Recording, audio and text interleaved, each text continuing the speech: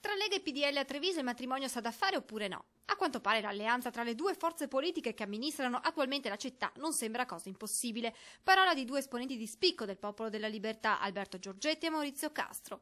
Il coordinatore regionale PDL spiega che per il suo partito l'alleato di riferimento privilegiato è e sarà la Lega, anche se a Treviso, sottolinea l'onorevole Giorgetti, le esperienze precedenti hanno insegnato che da parte del Carroccio c'è stato il tentativo di muoversi autonomamente. Noi riteniamo che il valore dell'alleanza sia strategico e quindi ovviamente prioritariamente ci rivolgeremo a loro.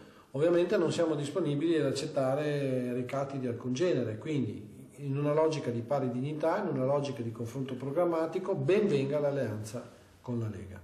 Sulla stessa linea il senatore Castro, che però una cosa tiene subito a chiarirla: il PDL non appoggerà la Lega se resta candidato Gentilini.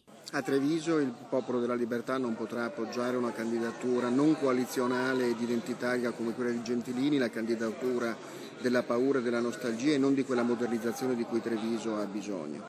E allora cosa potrebbe accadere? Importante è quello che succederà in Lombardia, dove secondo il senatore Castro sarà trovato l'accordo con il Carroccio. Se avverrà davvero questo, inevitabili le ripercussioni anche a Treviso, con la Lega costretta a rivedere le proprie scelte.